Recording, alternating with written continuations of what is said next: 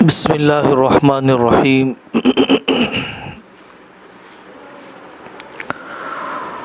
نحمدہ ونصلی علی رسولہ الکریم، اما بعد۔ ہم لوگ عام طور پر بچوں کے بگڑنے کے بعد تربیت سے متعلق سوچتے ہیں، حالانکہ ماں باپ بننے سے پہلے تربیت کے موضوع کو سوچا جانا چاہیے۔ تربیت سے متعلق سب سے پہلی اہم بات یہ ہے کہ تربیت کرنے کے لیے پہلے ماں باپ اپنے آپ کو تربیت کا محتاج سمجھیں۔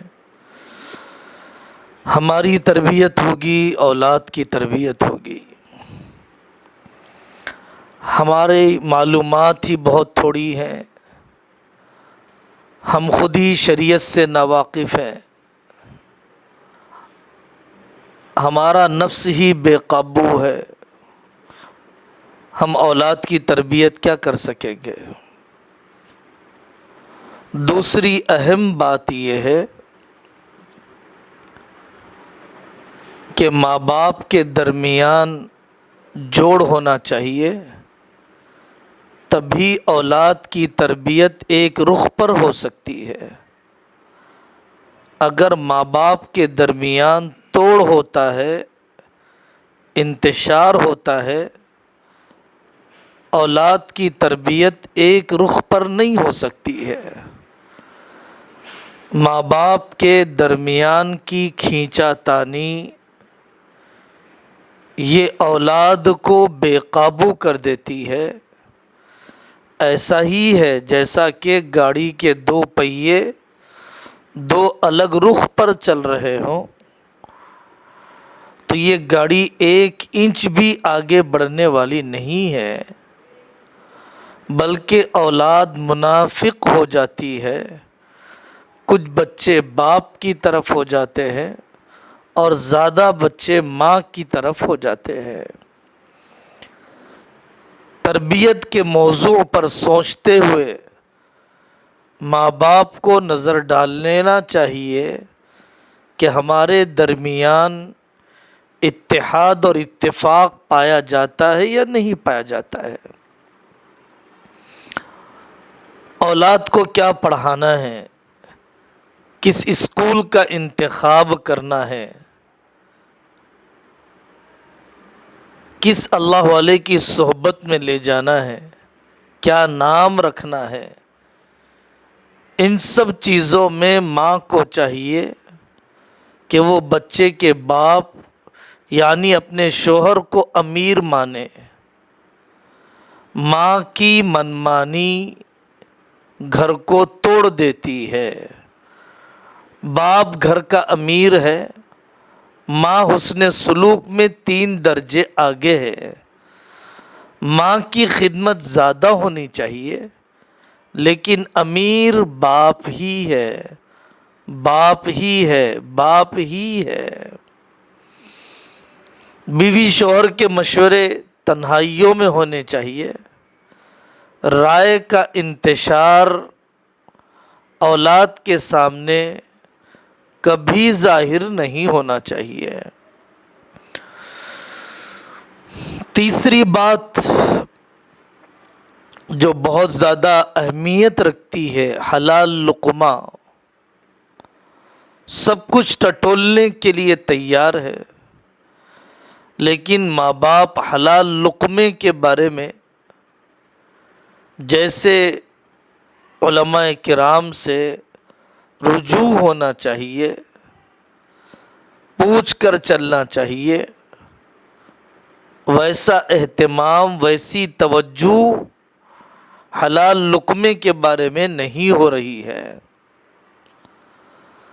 تربیت سے متعلق ایک اہم اصولی بات، اندھی محبت، ماں باپ کی اندھی محبت، کبھی دادی نانی کی اندھی محبت، کبھی دادا نانا کی اندھی محبت، کبھی چاچا ماموں کا حد سے زیادہ بچے کے ساتھ لگاؤ،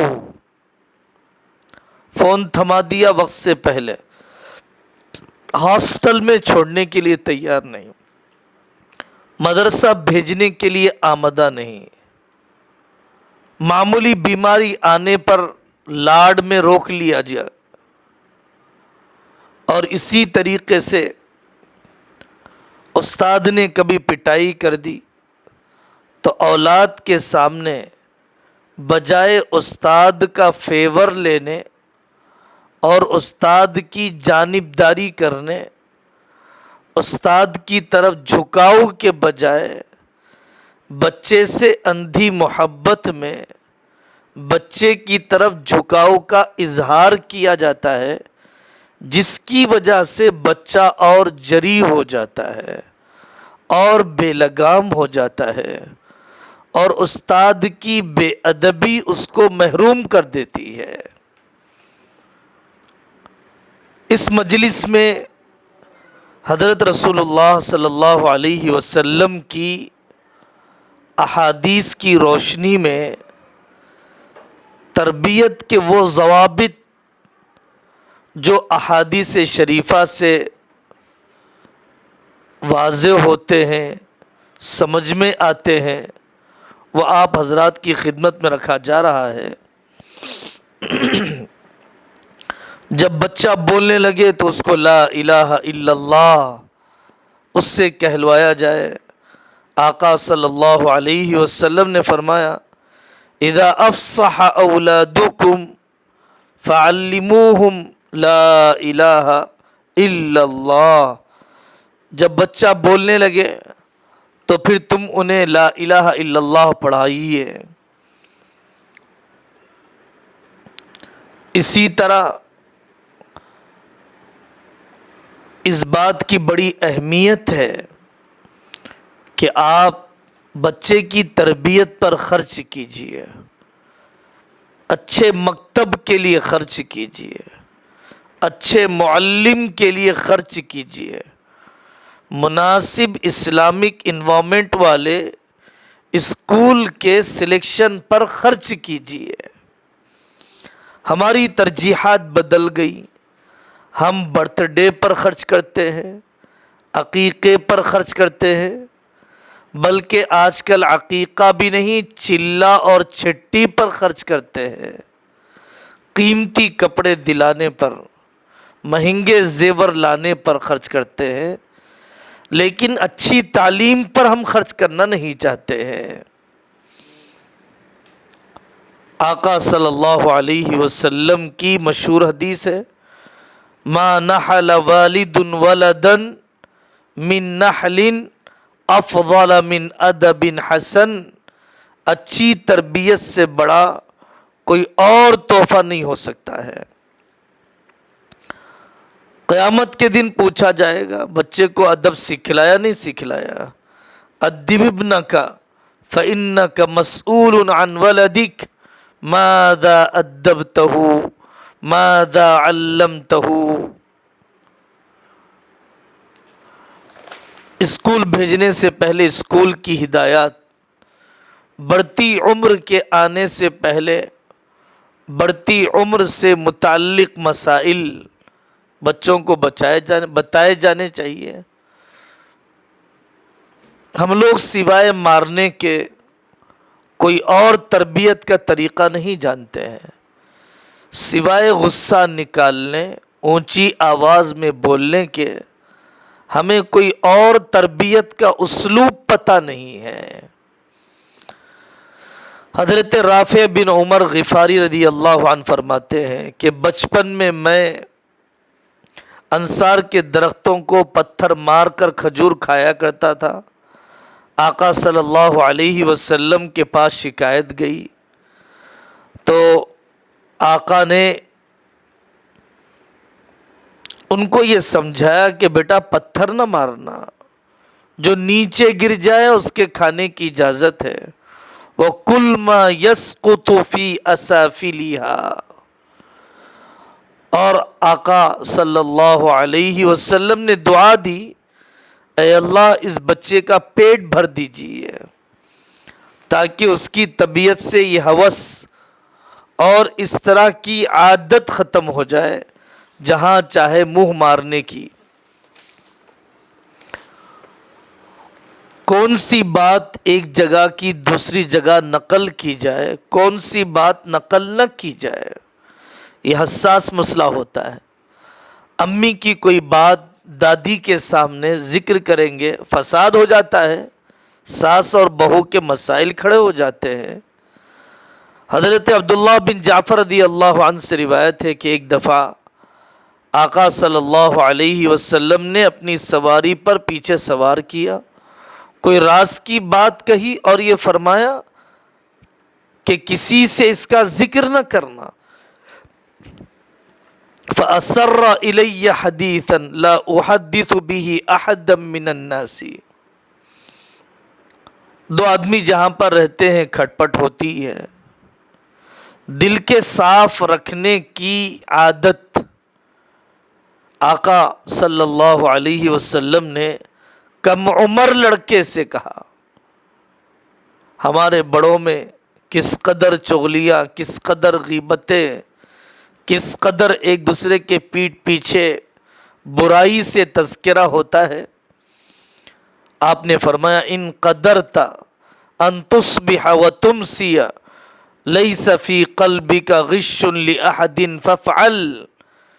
بیٹا یہ میری محبت کرنے والا ضرور کرے گا کہ اس کے دل میں صبح یا شام کسی کے بارے میں ہلکا پن نہ ہو، بدگمانی نہ ہو، کھوٹ نہ ہو۔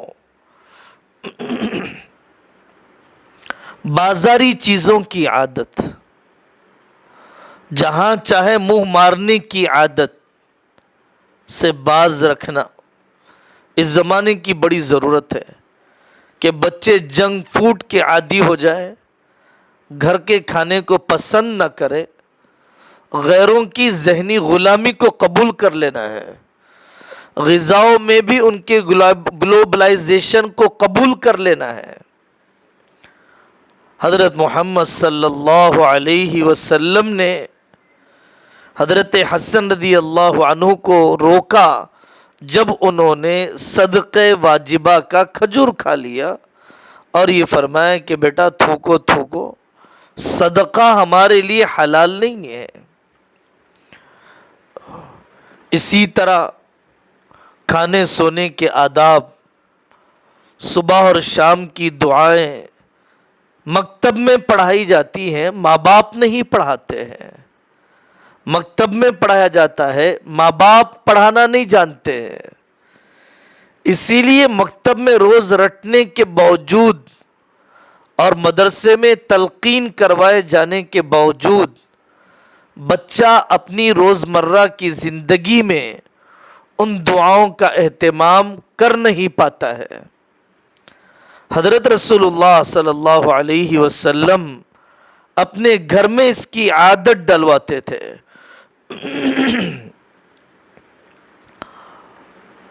آپ نے حضرت ام سلمہ رضی اللہ عنہا کے بچوں سے کہا کہ اپنے سامنے سے کھاؤ اور اللہ کا نام لو، اور خود آپ جب پڑھتے تھے تو اس کی وجہ سے بھی توجہ دہانی ہو جاتی تھی، کیونکہ کرتا ہوا جو دیکھا جاتا ہے اس سے زیادہ سیکھتے ہیں۔ بولی گئی بات پر عمل کرنے سے بولی گئی بات کا اثر کم ہوتا ہے، عمل کی گئی بات کا اثر زیادہ ہوتا ہے۔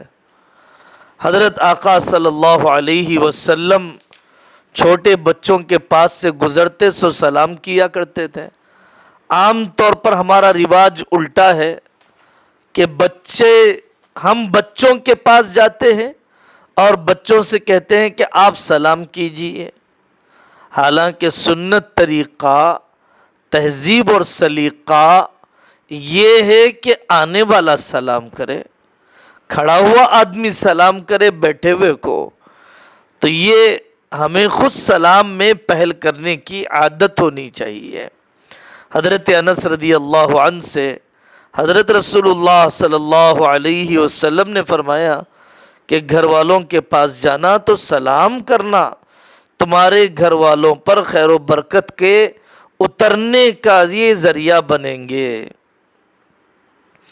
مجلس میں دو بھائی بات کر رہے تھے، چھوٹے بھائی نے بات کرنا شروع کیا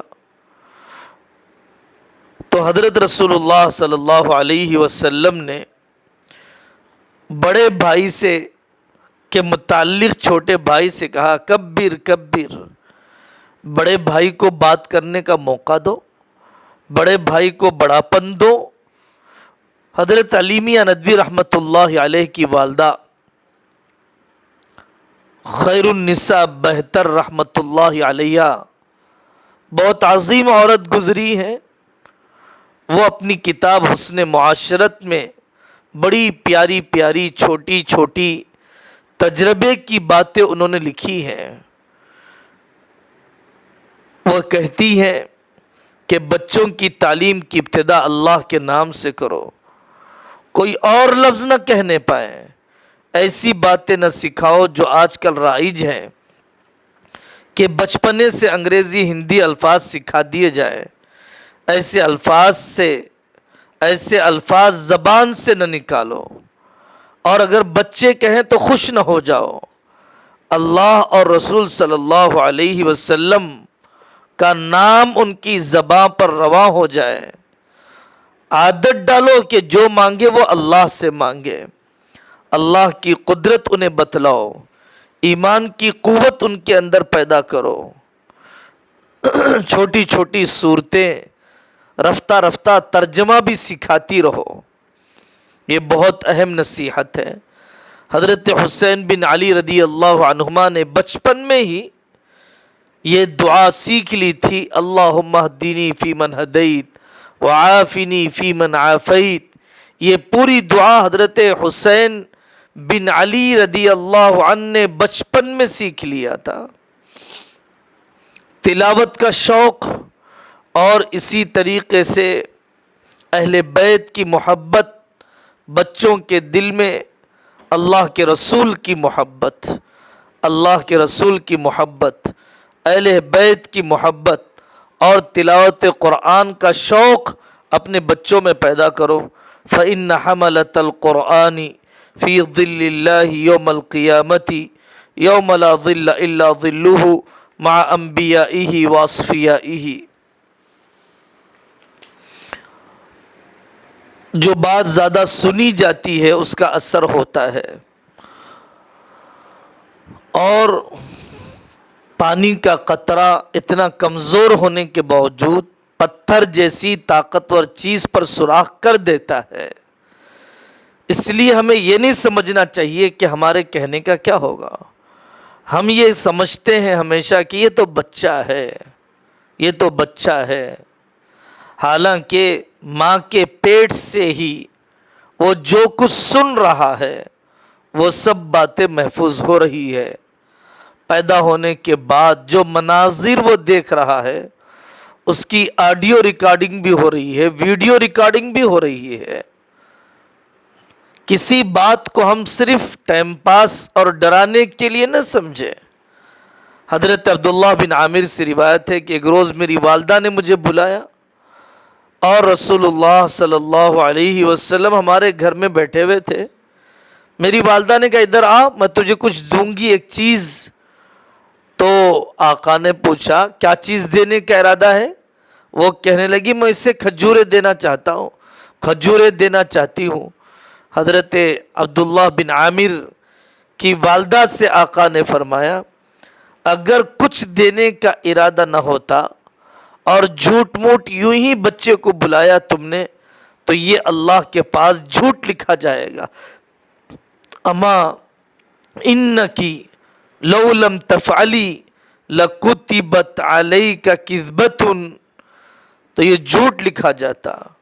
بد دعا نہ کرے، جانور کو بد دعا دینے سے بھی منع کیا گیا، اور نہ جانے کون سی قبولیت کی گھڑی ہو اور وہ بد دعا قبول ہو جائے۔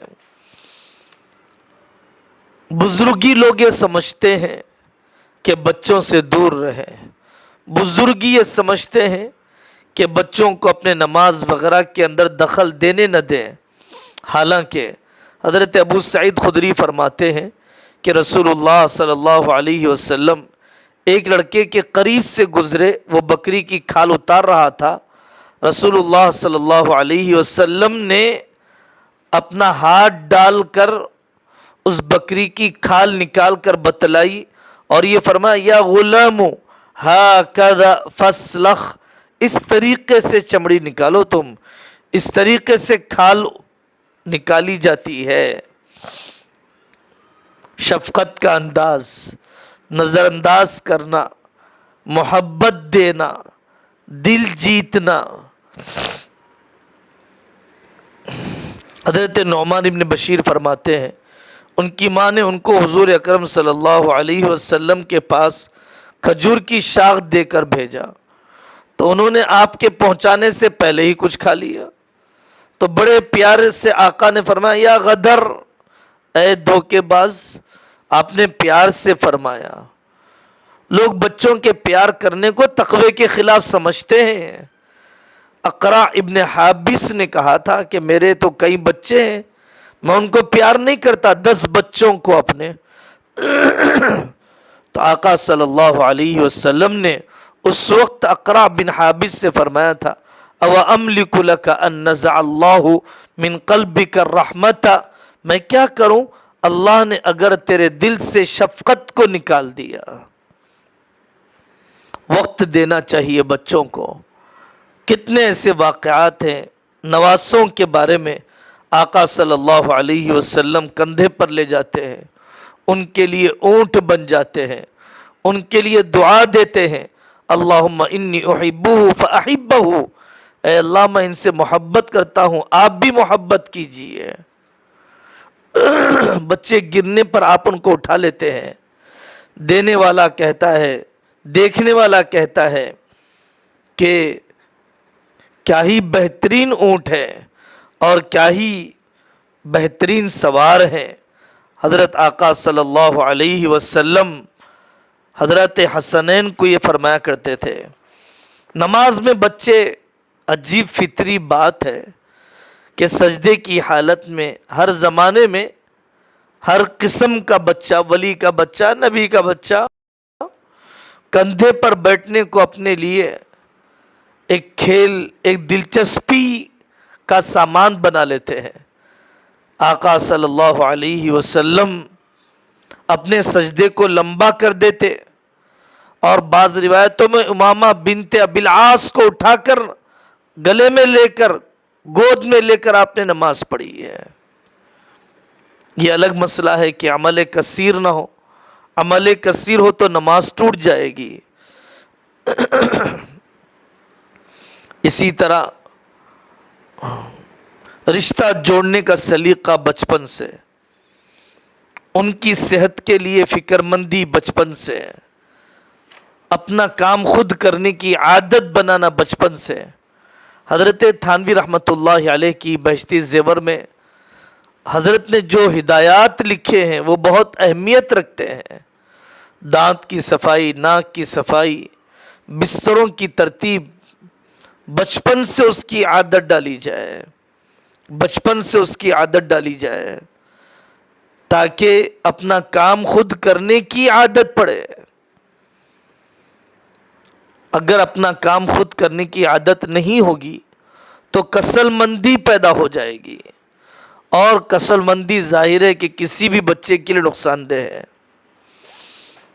میں تو نمازی بنوں نہ بنوں، میری اولاد بن جائے، میرے علم میں ترقی ہو یا نہ ہو، میرے بچوں کی ترقی ہو جائے، یہ کوئی طریقہ نہیں ہے۔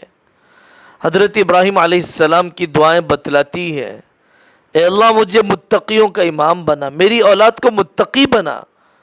ربنا وجعلنا مسلمین لک ومن ذریتنا امۃ مسلمۃ لک، اللہ نے جب فرمایا انی جاعلک للناس اماما، ہم تم کو قیادت دینا چاہتے ہیں، حضرت ابراہیم علیہ السلام نے فوراً مانگا، قبولیت کا وقت ہے، ومن ذریتی، اللہ میری اولاد میں سے بھی کسی کو لے لیجئے نا۔ اللہ تعالیٰ نے ان کی نسل میں 4000 نبیوں کو پیدا کیا، 4000 نبیوں کو پیدا کیا۔ اس روٹی کا غم تو ہوتا ہے جو اللہ کے ہاتھ میں ہے، اس دین کا غم نہیں ہوتا ہے جس کی ذمہ داری ہماری گردن پر ہے۔ اچھے اسکول کا انتخاب نیو ایجوکیشن پالیسی کے بعد، جہاں پر مخلوط تعلیم نہ ہو، کوئی ایجوکیشن نہ ہو، مورتی پوجا نہ ہو، سوریہ نمسکار نہ ہو، کفریہ نعرے نہ لگوائے جاتے ہوں، وَجُنُبْنِي وَبَنِيَّ أَن نَعْبُدَ الْأَصْنَامَ، ہر موقع کا دین، رمضان آ رہا ہے رمضان کا، محرم آ رہا ہے محرم کا۔ ربیع بنت معوذ فرماتی ہیں کہ آقا صلی اللہ علیہ وسلم نے عاشورے کی صبح کو انصار کی بستی کی طرف پیغام بھجوایا کہ جس شخص نے صبح روزہ رکھا ہے تو روزہ پورا کر لے، افطار کر لیا ہے تو باقی دن روزہ پورا کر لے۔ یوم عاشورہ کے روزے کے سلسلے میں آپ نے آواز لگوائی ہے۔ حدیثوں میں فضیلت سنائی گئی ہے کہ بیٹے کو بیٹی پر ترجیح نہ دے، بیٹی کے ساتھ سوتیلا یا اچھوت کا سلوک نہ کرے۔